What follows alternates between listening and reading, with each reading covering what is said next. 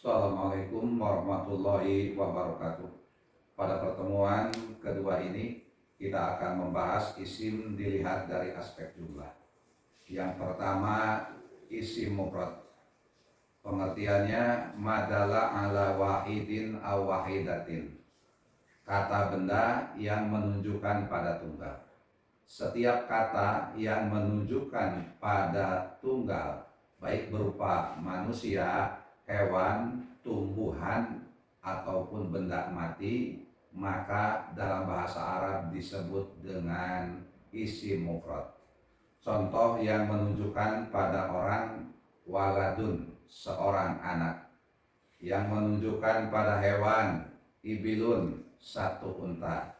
Yang menunjukkan pada tumbuhan, syajaratun, satu pohon.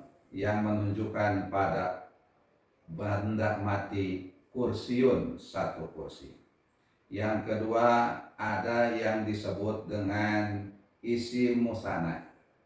Pengertiannya madalla alasnaini bijadati alifin wa nunin fi halati rof'i wa ya'in wa nunin fi halatay nasbi wal jarri. Kata atau isim yang menunjukkan pada dua dengan cara menambahkan alif dan nun ketika rofa dan menambahkan iya dan nun ketika nasab dan khafad. Contoh dalam kalimat isim musanna dalam keadaan rofa, atau libani najaha fil imtihan. Dua orang siswa telah sukses dalam ujian. Yang jadi contoh adalah yang warna merah, atau libani, tambahannya alif dan nun. Yang kedua dalam keadaan nasab, kana rojulani mahiroini. Dua orang laki-laki menjadi pintar.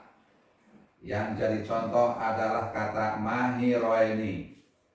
Posisinya sebagai khobar kana dalam keadaan nasab. Tanda nasabnya iya dan nun.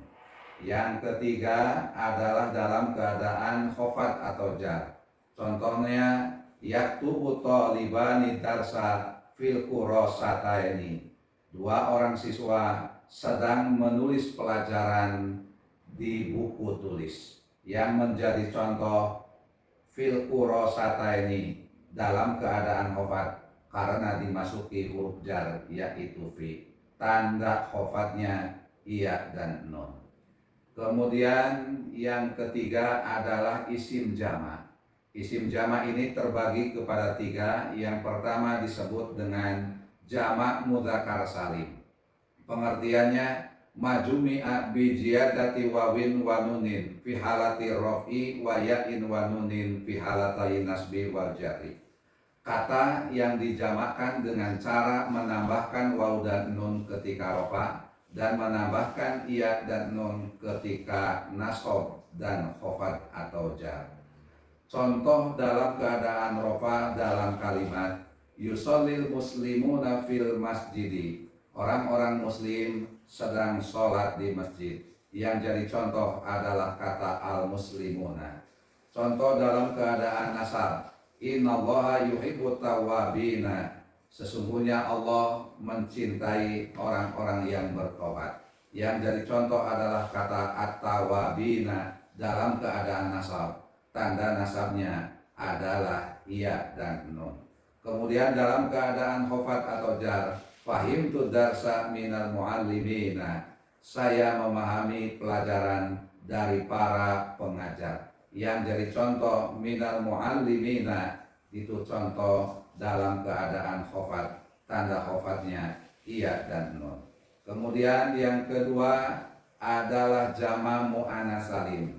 Pengertian jama' mu'annas salim majumi'a bi alifin wa ta'in jaidataini fi akhirih. Kata yang dibentuk jama' dengan menambahkan alif dan ta di akhirnya. Contoh dalam keadaan rofa, atau libatu mujtahidatun. Para siswi bersungguh-sungguh. Yang jadi contoh adalah kata atau libatu. ditambahkan alif dan ta di akhirnya.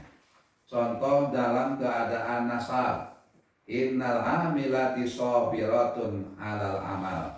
Sesungguhnya para pekerja perempuan bersabar dalam bekerja. Yang jadi contoh adalah innal amilati dalam keadaan nasab. Contoh yang dalam keadaan khofat atau jar, lil mu'minati ajrun azimun indallah. Orang-orang mukmin perempuan memiliki pahala yang besar di hadapan Allah, yang menjadi contoh lil mu'minati dalam keadaan khofat karena dimasuki huruf jar yaitu li. Dan yang terakhir adalah jamak taksir. Pengertiannya madalla ala aktsaro min isnaini ma'atadi surati mufradihi. Kata yang menunjukkan pada banyak lebih dari dua serta terjadi perubahan bentuk mufradnya. Yang namanya jamak taksir ketika antara mufrad dengan jamaknya berbeda, itulah jamak taksir. Contohnya kata kutubun, bentuk jamak dari kitabun. Kata masajidu, bentuk jamak dari kata masjidun. Kata ulama'u, bentuk jamak dari kata alimun. Itu semua adalah merupakan contoh jamak taksir. Jadi untuk memudahkan jamak taksir dengan jamak yang lain, kalau jamak taksir antara mufrad dengan jamaknya berbeda. Itu saja yang bisa saya sampaikan. Wallahul muwaffiq ila aqwamit thoriq. Wassalamualaikum warahmatullahi wabarakatuh.